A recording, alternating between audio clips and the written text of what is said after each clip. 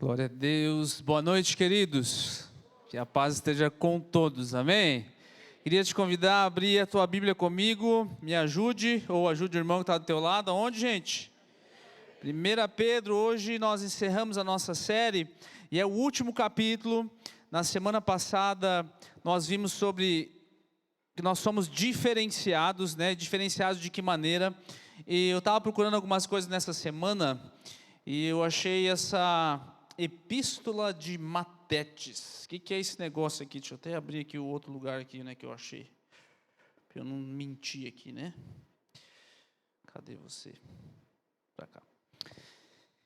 É uma carta escrita por um cristão anônimo no ano 120 depois de Cristo. Então, é mais ou menos quase 100 anos depois da morte de Jesus. Começa esse povo com valores diferentes. E esse pagão, esse gentil, esse cara que não conhecia, ele estava querendo saber como é que funciona esse negócio de cristianismo, esse pessoal que começou agora aí, o que eles são de diferentes. E essa carta aqui, querido, está tentando explicar para uma pessoa que não conhece Jesus, como é que esses primeiros cristãos ali, do primeiro século, funcionavam. Olha que tem a ver com a nossa palavra da semana passada, só para fazer um resumo para você. Os cristãos não se diferenciam dos demais por sua nacionalidade. Isso aqui é o ano 120, tá? Por sua linguagem, nem por seus costumes. Eles vivem em seus próprios lugares, mas como peregrinos. Cumprem todos os deveres dos cidadãos, mas sofrem como estrangeiros. Onde quer que estejam, encontram a sua pátria, mas a sua pátria não está em lugar nenhum. Se encontram na carne, mas não vivem segundo a carne. Vivem na terra, mas são cidadãos dos céus. Obedecem todas as leis, mas vivem acima daquilo que as leis requerem. Amam a todos, mas todos os perseguem. Qual que é a ideia de sermos diferenciados? Com uma carta, algo escrito no primeiro século, tentando explicar para alguém que não entendia como é que é esse povo. E de fato, né, nós vimos na semana passada que esse é o nosso retrato. E aí quando nós olhamos para essa carta de Pedro, que nós estamos terminando hoje aqui, chegamos no último capítulo, tem tantas lições que a gente viu nas últimas 6 semanas, hoje é a 7ª semana. A primeira parte dela é uma palavra para os presbíteros, ou na linguagem mais moderna, os pastores. Eu não vou me ater muito nessa aqui. Se essa fosse uma reunião de pastores, né, aí eles estavam fritos com o que estava escrito aqui, se não tivesse cumprindo. Se tiver, está tudo certo. Eu quero ler essa primeira parte contigo mais rápido, para só dar um ponto aqui e a gente entrar naquilo que se aplica à igreja como um todo. Mas diz assim, ó, primeiros versos. Aos presbíteros que há entre vocês, é uma outra palavra para pastor ou responsável naquele lugar ali. Eu, presbítero como eles, Pedro está falando, né? Testemunha dos sofrimentos de Cristo. Qual é a primeira parte para você ser um pastor? A primeira parte para você ser um presbítero aqui nesse caso? Não é a minha capacidade gestora, não é a minha capacidade visionária, não é o ministério que Deus deu exclusivamente para mim. Qual é a primeira parte? Eu tenho que ser testemunha, eu tenho que ter alguma cicatriz de Cristo. E o que é que me difere para eu conduzir uma igreja, principalmente aquela que Deus me dá? É eu ter vida com Deus em primeiro lugar. E aí, partindo disso, ele diz assim, ó, e ainda coparticipante da glória que há de ser revelada, peço que pastoreiem o rebanho de... Está ali na tela para você? O rebanho de... De quem que é o rebanho, gente? Você entende que o rebanho não é meu? Eu estou pastoreando entre o rebanho de Deus, não estou pastoreando acima dele. Essa ideia começa um pastor de fato, um pastor bíblico, alguém que entende qual é o chamado bíblico, em primeiro lugar, chamado para si de ser testemunha, a referência, a comunidade reconhece você antes do título, você não é por causa do título, você já é, o título apenas reconhece aquilo que você já é, e num segundo momento ele entende que ele está entre o rebanho, porque ele vai terminar essa parte aqui, falando assim que o rebanho de Deus que há entre vocês, não por obrigação. São 3 coisas que tem aqui. Por que é que os pastores devem pastorear o rebanho em primeiro lugar? Não por obrigação, não é para construir uma carreira. Pastoreio não é carreira. Não é a ideia de colocar o meu nome, meu ministério tal. Nós não estamos aqui para fazer um ministério próprio para nós. Nós entendemos que não fazemos isso por obrigação, fazemos por um chamado, e um chamado baseado na testemunha, mas espontaneamente, ele continua dizendo, como Deus quer. Segundo, não por ganância. Segundo Timóteo, Paulo vai dar orientações específicas a respeito de como escolher os líderes da igreja. Uma das coisas é que eles não sejam apegados ao dinheiro. Então a primeira coisa é entender que esse rebanho é de Deus, você tem que ser testemunha como líder, como pastor. Segunda coisa, não é por ganância, não está aqui para construir uma carreira, para deixar só um legado financeiro, essas coisas assim que a gente às vezes ouve por alguns lugares, mas de boa vontade. E o terceiro, no verso 3, ele fala assim, não como dominadores dos que lhes foram confiados. Também existe essa ideia de honra por aí, que é uma ideia bíblica, a ideia de reconhecimento. A Bíblia fala para você se sujeitar aos seus líderes, aquele que Deus constituiu, dentro desse contexto, líderes que entendem que são testemunhas, líderes que entendem que não fazem isso por obrigação, nem por coerção, não fazem isso por ganância, não fazem isso pensando nos seus bolsos, nem pelo reconhecimento, a ideia de ser dominador. Agora você faz aquilo que eu falo, né? Porque eu tenho a visão de Deus sobre você, eu sou a cobertura espiritual sobre a tua vida, sem a minha cobertura você não vai para lugar nenhum. Essa não é uma ideia bíblica. A ideia do pastor, do presbítero aqui, é que ele tenha esse coração. E uma vez tendo tido esse coração de não ser dominador, de não estar buscando lucro próprio, de entender que é um chamado dos céus em primeiro lugar, aí a esses Deus pede que você seja sujeito, né, que é obediência, para que você ouça de Deus também. E ele termina esse bloco aqui dizendo, e quando o supremo pastor, que é de fato aonde estão os olhos desses pastores terrenos, quando o supremo pastor se manifestar, vocês receberão a coroa de glória que nunca perde o brilho. Você percebe qual é a recompensa desse pastor aqui? Nem está aqui. A ideia de pastorear a igreja do Senhor, de fato, meus olhos como pastor, ele não é um ministério terreno, ele não é simplesmente uma prestação de contas terrena. É quando eu chegar diante do supremo pastor. Como eu falei, eu pastorei o rebanho de Deus entre vocês, como ovelhas desse grande rebanho, mas de fato eu vou prestar conta para o supremo pastor. Quando ele chegar, é essa coroa de glória que eu estou procurando e que um verdadeiro servo do Senhor, que pastoreia uma igreja, está procurando. Amém, querido? Você entendeu? Sim ou não? Ótimo, agora vamos porque a próxima palavra é muito importante. Eu demorei aqui 4 minutos para explicar essa primeira parte, porque ele vai começar agora falando para toda a igreja, e ele vai usar uma palavra em comum. O verso 5 já vai dizer assim, peço igualmente, ou dependendo da tradução que você está, do mesmo modo. Do mesmo modo que eu acabei de falar com os líderes da igreja, do mesmo modo, agora vem coisas que se aplicam a toda a igreja. Então tem uma parte que se aplica aqui especificamente aos pastores, que eu coloquei para você, mas ele começa, é um assunto só. Do mesmo modo, é onde a gente vai entrar agora de fato aqui nessa palavra. E essa pode ser talvez a mensagem mais encorajadora que você não queria ouvir. Que ser cristão é difícil, não é para qualquer um, mas ao mesmo tempo é glorioso. Qual que é a ideia aqui? Ser cristão não é para qualquer um mesmo. É a ideia de que envolve renúncia, envolve você não ser reconhecido em muitas coisas, envolve você abrir mão de muitas coisas, mas ao mesmo tempo é glorioso a ponto de você querer dar a vida por isso. Não faz sentido para o mundo cantar, e a semana passada a gente viu qual é o conceito de mundo, cantar é dele, por ele, né, que eu estou entregando a minha vida tudo, perdendo tudo e ainda ficando alegre, não faz sentido nenhum. Mas esses últimos versos que a gente vai ler agora nessa carta aqui, não é sobre como sobreviver em um mundo caótico, não é sobre como é que eu faço para conseguir perseverar até o fim, é sobre prosperar no meio de um tempo como esse, é sobre superar essas circunstâncias difíceis. Não esquece o contexto da carta, é para um povo que está sofrendo, é um povo que está sendo perseguido em muitas situações, e a ideia aqui é que não é só para você conseguir chegar até no final, é para você superar isso. E a primeira coisa que a gente vai ver agora, a partir do verso 5, eu vou te dar aqui algumas lições em cima disso. O primeiro princípio de como eu superar isso tudo que nós vivemos é: aprenda a ser humilde.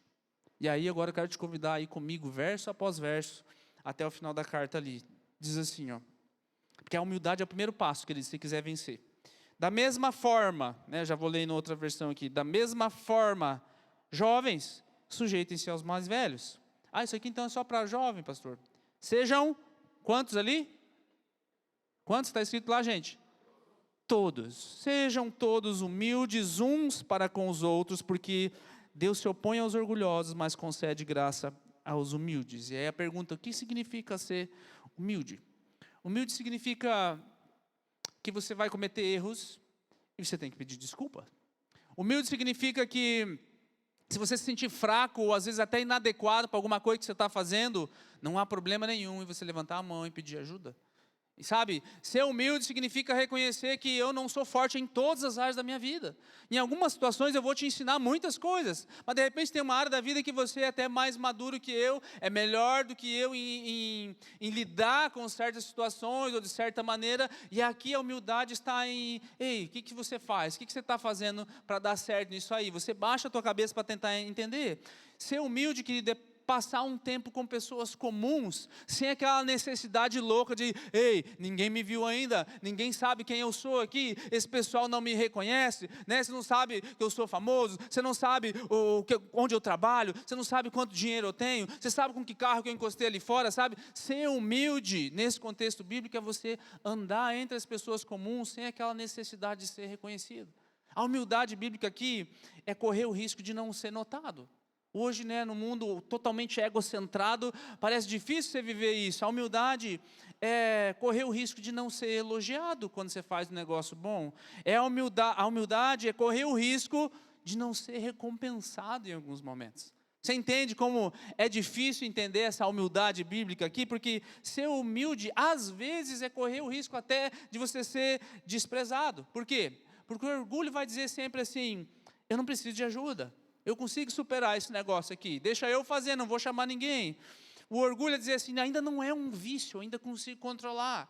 O orgulho vai dizer assim, não, ainda não é uma crise, eu acho que ainda eu consigo fazer do meu jeito para fazer esse casamento dar certo. Sabe, eu posso consertar os meus próprios problemas. Esse é o caminho do orgulho. Jesus vai contar uma história lá em Lucas 18 sobre 2 homens. Ele vai dizer que um era um religioso autossuficiente, que batia no peito, se comparava com outras pessoas, ainda bem que eu não sou como eles, Senhor, pecadores. E aí vai falar sobre um outro homem, um publicano, que, né, era como se ele sentasse lá no fundo da igreja, com vergonha de todas as coisas, não quero que ninguém me note, Senhor, não sou digno nem do Senhor atender a minha oração. E Jesus fala que esse último homem é que foi justificado. Por quê? Porque a humildade, querido, é a porta da graça. Você começa por aqui. Você começa pelo reconhecimento de quem você é, você começa tirando os holofotes de você, a necessidade de ser reconhecido, ser notado, ser elogiado, ser exaltado, enfim. A humildade é a porta por onde a graça entra, porque a gente viu que Deus rejeita o soberbo, ou seja, o orgulho é onde a graça vai. Quantas pessoas você conhece? Que às vezes até conheciam a Deus, tiveram tantas caminhadas com Deus, ou grandes homens de Deus que foram algum dia, que abriram a porta do coração para o orgulho. E quando você abre a porta do coração para o orgulho, a graça tem que sair pela porta dos fundos, a graça de Deus vai embora, porque Deus não divide a sua glória. Por isso que Deus vai rejeitar o soberbo, o orgulhoso. Ele vai dar graça para quem? Para o humilde. Então a primeira coisa que a gente precisa aprender, para poder superar os problemas da vida, diante de uma perspectiva do reino dos céus, é aprender a ser humilde. Mas não ser apreciado é doloroso. Não é verdade? Você, ninguém vai me reconhecer, ninguém vai dar bola. E é por isso que a gente corre o risco de ficar ansioso por causa dessas coisas. Aí vem o meu ponto 2. Aprenda a esperar. O verso 6 diz assim, portanto, humilhem-se debaixo da poderosa mão de Deus, para que Ele os exalte, quando? No tempo devido. Poxa, mas você consegue resistir a cargas pesadas durante um certo tempo, né? Está pesado, vem uma situação, durante um certo tempo você consegue resistir. Mas se demorar muito, você vai precisar de ajuda. Eu estou dentro desse barco aí igual você, querido. Quando você lê os profetas, quando você lê Salmos, você fica admirado de como esses caras, eles trazem uma perspectiva que não parece de alguém que está olhando tanto para Deus. Eu separei aqui algumas expressões de alguns Salmos de Davi, e eu achei assim, ele dizendo uma hora, estou em um buraco, os meus inimigos me dominaram. Um outro lugar ele fala assim, os meus amigos me traíram. Outro ele fala assim, a escuridão é a minha única amiga. E aí o outro lugar ele diz assim, por que tu estás longe de mim, ó Deus? Já imaginou? O salmista ali falando com o Senhor desse jeito, com essas expressões, não parece alguém que está tão confiante no Senhor? Mas se você continuar lendo esses salmos assim, sempre no final, ele vai falar sobre onde está a força dele. Espera é um negócio muito difícil, mas a gente começa a ler a Bíblia bastante, você começa a enxergar um padrão. Antes de Deus levantar Moisés para tirar eles da escravidão do Egito, tem 400 anos de espera. Entre o último profeta, que é Malaquias, até Jesus vir, são 400 anos de Senhor, aonde tu está? Silêncio, não tem resposta. Senhor, aonde tu está? Não tem resposta. Quando José é chamado, antes de ser governador do Egito, tem muita espera. Quando Davi é ungido rei, ainda menino, tem muita espera. Tem que esperar até Saul morrer para ele conseguir reinar de verdade. Entre Jó ter a porção dobrada daquilo que ele recebeu antes, tem muita espera. E a gente vê esse processo todo, aqui está algo que a gente não quer ouvir. No verso 10, Pedro vai mencionar assim, depois de ter sofrido durante um pouco de tempo. E a minha pergunta, eu acho que é a tua também, quanto é que dura um pouco? Senhor, quanto é que dura esse um pouco de tempo? E aí deixa eu te confessar algo, como pastor. Eu também não gosto de esperar em Deus. Eu gosto de que eu peço e as coisas aconteçam. Você é assim também não? Sou só eu.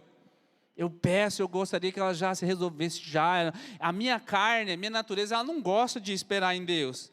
Mas tem algo que a Bíblia mostra para a gente, é que esperar é uma experiência normal dos filhos de Deus. E aí eu não posso mais viver segundo aquilo que eu gosto ou o que eu não gosto, eu deixo de gostar. Eu não vivo pelo que eu sinto, essa é a ideia do cristão ser diferenciado. Eu vivo por aquilo que eu creio. E eu creio, e eu enxergo na palavra, e é isso que forma a minha crença, que é um padrão de Deus. Por quê? E aí, de novo, não sei. Mas o que eu sei? Que há coisas que você aprende em tempos de espera que você não vai aprender de nenhuma outra maneira. E é nisso aqui que eu começo a me apegar. Eu não sei por que eu estou passando isso. Não sei porque Deus não resolve de uma vez só. Porque Deus não estrala os dedos e traz do nada aquilo que eu preciso agora. Se Ele tem o poder para isso, eu não sei. Mas eu sei que tem certas coisas que eu só vou aprender durante esse processo aqui. E aí quem não aprende a esperar em Deus, nunca vai conseguir andar com Deus. Você entende isso? Se eu não aprender a esperar em Deus, não tem como eu andar com Deus, porque a espera em alguns momentos vai fazer parte do processo todo. Sabe, Deus promete coisas boas para aqueles que esperam em Deus. Você espera em Deus? Deixa eu te trazer aqui 3 versículos só para animar a gente nesse contexto. Isaías 30 diz assim, bem-aventurados todos os que esperam por Ele. O próprio Isaías no capítulo 49 vai dizer assim, eu sou o Senhor, aqueles que esperam em mim não ficarão decepcionados. E parece uma contradição, que o próximo livro é Lamentações de Jeremias, mas olha o que diz aqui nesse livro, capítulo 3, o Senhor é bom para aqueles que esperam por Ele, e bom é ter esperança. Você tem esperança? Glória a Deus, né? Mas como é que termina? Bom é ter esperança e aguardar em silêncio a salvação do Senhor. Você percebe que mesmo na esperança tem um processo de espera. E onde é que está a minha espera? É na salvação do Senhor. Não está na resolução do meu problema. E aí a pergunta é, querido, você está esperando na bondade de Deus? Porque Deus é bom, esse é um atributo de Deus, é quem Ele é. Você acredita nisso? Deus é bom, então Ele não vai ter prazer no teu sofrimento. Deus não tem prazer em que você se ajoelhe no milho, vai daqui para lá, quando você chegar lá eu te dou aquilo que você quer. Esse não é um princípio bíblico, né? Deus vai falar lá através de Samuel, misericórdia eu quero. É melhor obedecer do que sacrificar. Deus é um Deus bom, então por que Ele faz isso? Você entende que a bondade de Deus precisa ser revelada para mim, precisa ser entendida dentro de um contexto. Eu sei que alguns de vocês aqui, por exemplo, estão esperando o filho pródigo voltar. Alguma coisa que você batalhou, fez, alguém da tua família, às vezes até literalmente um filho, reconstituir o relacionamento de um filho. Alguns de vocês estão sendo tratados injustamente pelo seu cônjuge em algum momento, estão sendo caluniados no seu trabalho em algum momento, enfim, estão passando por uma pressão financeira. E o que eu faço nesse momento? Eu olho para o que o versículo me diz. Bom é esperar calmamente ou em silêncio pela salvação do Senhor. Isso não significa que você fique estático, que você não faz mais nada, mas você precisa entender que Jesus não ressuscitou para que você chegasse só em pele e osso no céu. Jesus não fez tudo aquilo que Ele fez, não triunfou sobre a morte, para que a gente simplesmente só resistisse para chegar no céu. Por vezes nós vamos ver a bondade de Deus sobre a terra, porque a promessa de Deus, querido, a espera, ela vai fazer com que eu entenda qual é a promessa de Deus para mim, não só uma resposta de oração qualquer. A espera nunca vai atrasar a promessa do Senhor. Porque no tempo devido, Ele vai se manifestar. Há um tempo devido, e enquanto esse tempo devido não chega, Deus está preparando o meu coração. Você entende isso? Mas você também sabe que é difícil, eu sei que é difícil. Por isso eu queria gastar nesse pontinho aqui. Queria pedir para que você curvasse a sua cabeça. Vamos fazer uma oração junto nesse sentido. Repita comigo assim em voz alta, diga assim: Senhor, é bom para eu esperar pacientemente, tranquilamente, pela salvação do Senhor.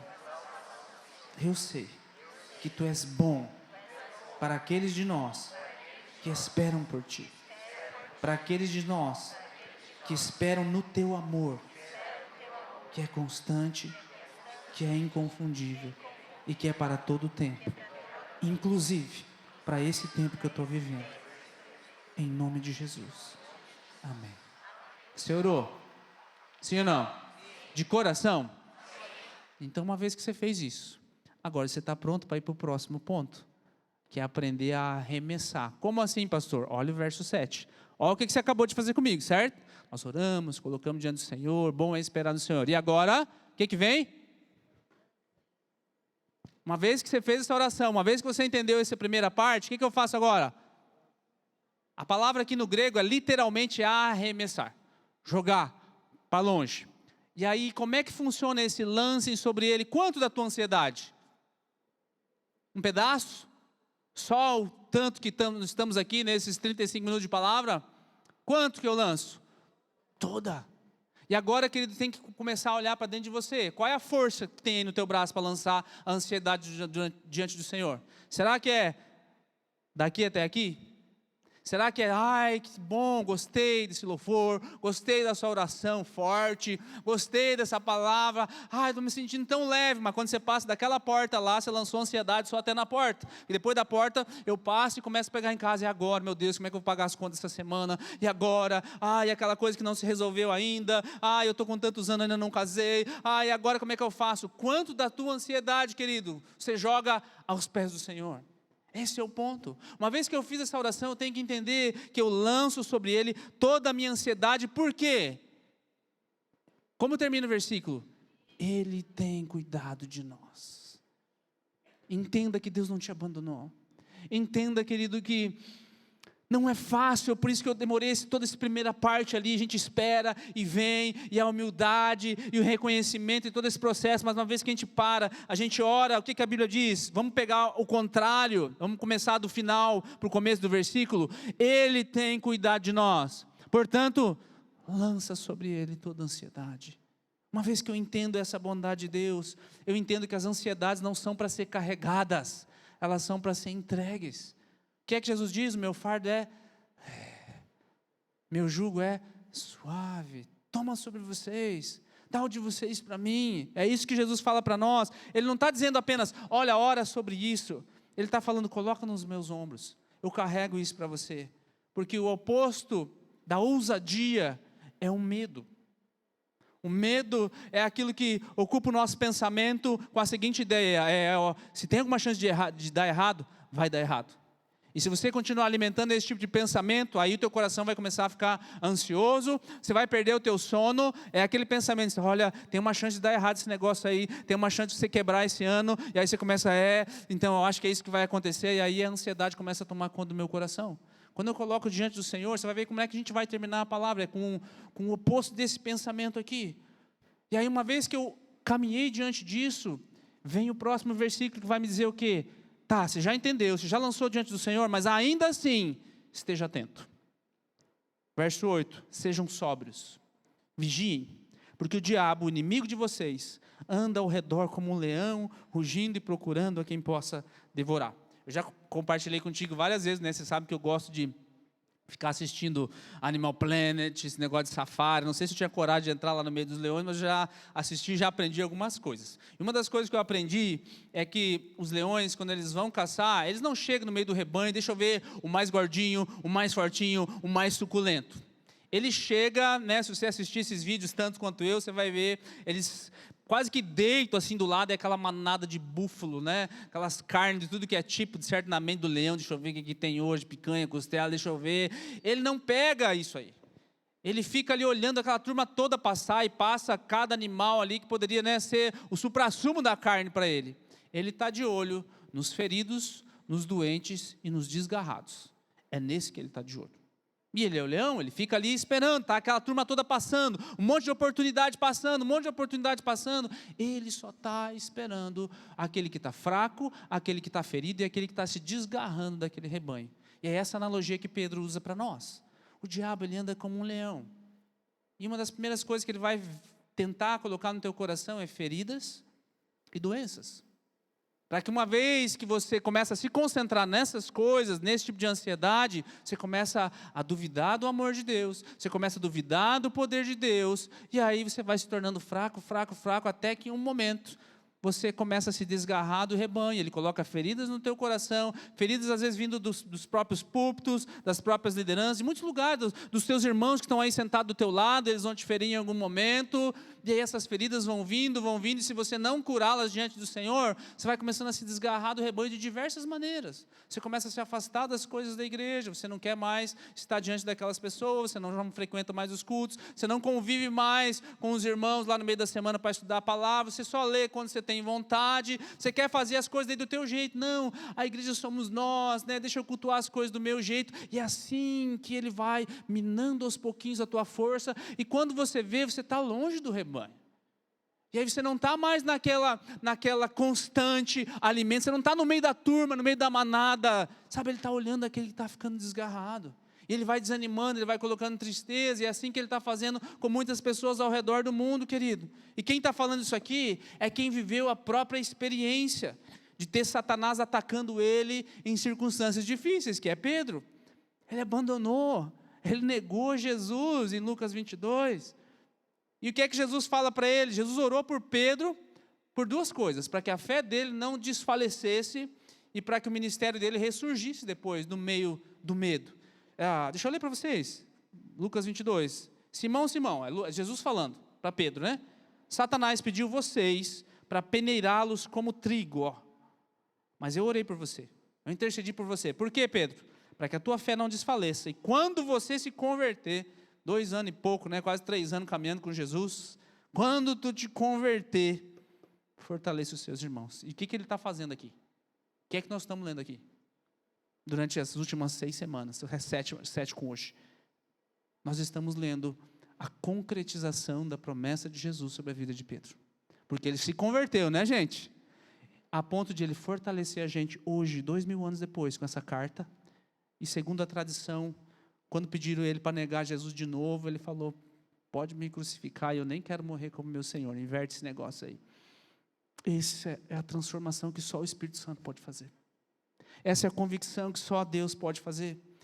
E às vezes nós corremos o risco de não dar tanta importância para aquilo que Satanás faz. Nós não podemos dar um protagonismo que ele não tem, eu já falei isso para você, né?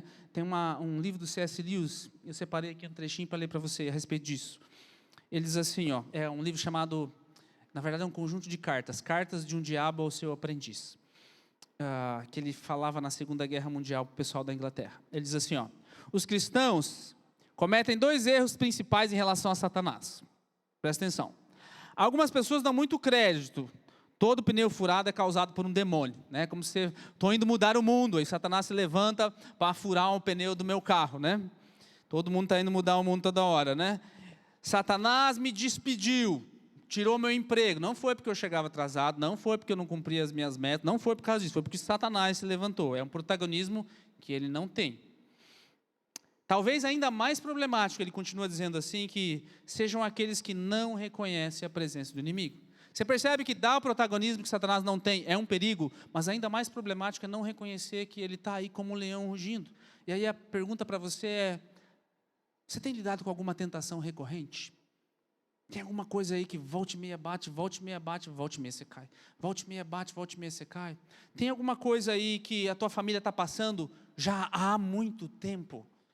Esse é o tipo de pergunta que a gente começa a fazer e ver se de fato, será que eu ignorei a presença de Satanás aqui? tem conflito demais, tem falta de perdão que nunca acontece, toda vez que a gente se reúne é sempre conflito, e não é só por falta de falar, a gente tenta falar, mas não consegue se entender, você fala A, o lado de lá entende B, mas não foi agora, já faz em muitos anos que isso acontece, querido, tem influência maligna aqui, não descarte isso que Satanás está fazendo, porque ele diz assim no começo do versículo, seja sóbrio. O que é ser sóbrio? É o contrário de estar entorpecido. O que é entorpecido? Você não consegue distinguir mais as coisas. Você dá uns passos meio errado, meio cambaleante. Se a gente olhar para o lado espiritual aqui no mundo, cristãos estão sendo espancados, torturados, tendo as suas vidas arrancadas nesse exato momento em lugares como Coreia do Norte, na Eritreia, na Somália, na Nigéria. Eu falei isso aqui algumas semanas atrás. Amém? Isso é terrível, isso já olha e pensa, olha aí, ó, Satanás, o diabo está agindo lá, vamos orar por eles. Mas no Ocidente, no lugar onde a gente vive, ele tem uma estratégia diferente, que é entorpecer a igreja do Ocidente com outras coisas, que parece que tem Jesus, parece que é o Evangelho, e faz com que eles comecem a se afastar, se afastar, se afastar. Enquanto os cristãos estão sendo mortos no Ocidente, no Oriente, no Ocidente Satanás está em todo final de semana, em algumas igrejas, ao invés de pregar o evangelho puro, genuíno e simples, toma uma anestesia espiritual aí. Toma uma anestesia espiritual e você tem uma experiência de culto, não é mais uma experiência com Deus de verdade. As pessoas estão atrás de uma experiência. O que eu sinto aqui neste lugar? O que essa atmosfera tem? Deixa eu passar um vídeo aqui, que você saia emocionado. Deixa eu tocar as músicas aqui, que você saia emocionado. Deixa eu dizer as palavras certas, para você se sentir assim, ó, o super-homem, a Mulher Maravilha, para você sair daqui sempre animado com as coisas que você pode fazer, e só com as bênçãos, só com as bênçãos. Isso é uma anestesia. Viver uma vida assim, achando que essa é a vida com Deus, é se entorpecer espiritualmente, essa é a estratégia que Satanás tem tido. A Europa está vivendo um pós-cristianismo, os Estados Unidos já está dentro de um processo de pós-cristão, ou seja, esse negócio de Bíblia a gente já viu, já viveu, deixa isso aí para trás. E essas filosofias começam a entrar dentro da igreja brasileira em algum momento, mas não vão prevalecer em nome de Jesus, amém?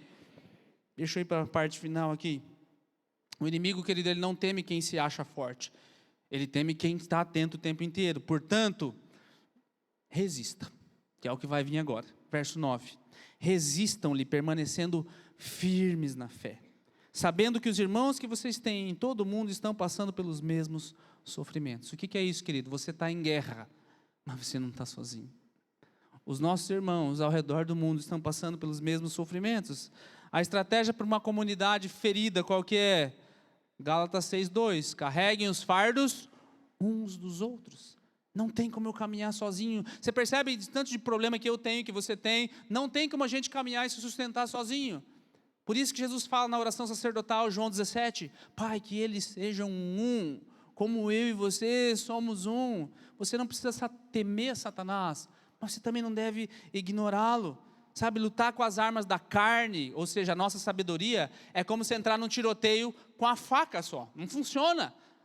Lutar só com aquilo que eu entendo, só com aquilo que eu sei, eu preciso das armas do Espírito. Quais são elas? Oração, arrependimento, confissão, memorizar as Escrituras, permanecer na coletividade do rebanho. E aí eu vou entender qual é a boa, perfeita e agradável vontade de Deus. Ele escreve isso. E aí por último, ele vai terminar, eu creio que não à toa, né? A carta que ele está terminando.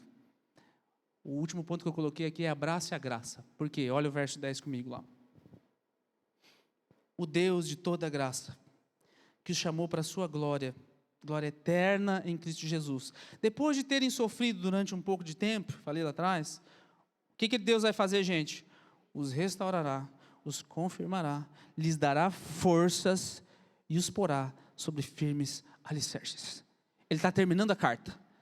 Sabe o que isso significa, querido? O sofrimento não vai ser a última nota da nossa vida. Você pode passar pelo que for, pelo inferno na terra que for, mas a palavra está te dizendo que o sofrimento não vai ser a última nota da tua vida. Quer dizer então, pastor, que Deus vai me livrar de tudo aquilo que eu quero? Não. Mas não vai ser a última nota. Quando você lê um livro chamado Livro dos Mártires, um livro muito antigo, você vai ter uma coletânea de testemunhos de cristãos que morreram em arenas, que morreram apedrejados, que tiveram, seus corpos foram cerrados ao meio em muitas situações, e o testemunho desses cristãos registrado em livros há séculos, é que naquele momento de morte eles estão cantando. Eles estão fazendo algo que é uma das maiores expressões de alegria que um ser humano pode fazer, é cantar, que é uma das maiores expressões de convicção, que é cantar. Ou seja, mesmo que Deus não tenha os livrado daquele momento, como Jesus orou, afasta de mim esse cálice. Querido, a presença do Senhor, ela está aqui, está na palavra, nós acabamos de ler, confirma, dá força, me põe sobre firmes alicerces. O sofrimento não é a última nota, a graça é, a graça de Deus é. Sabe, a graça restaura tudo que o sofrimento tentou destruir de você. A graça vai restaurar o que o medo tentou te abalar. A graça vai te fortalecer quando a dor tentou te enfraquecer. E é assim que nós terminamos essa carta. Talvez você não aprendeu algumas dessas lições aqui que eu trouxe. Ser humilde, esperar, confiar, né, não lançar ansiedade. Talvez você não aprendeu a ser sóbrio, ou ficar atento, ou até resistir a Satanás. Mas deixa eu te dizer algo. Jesus fez isso por você.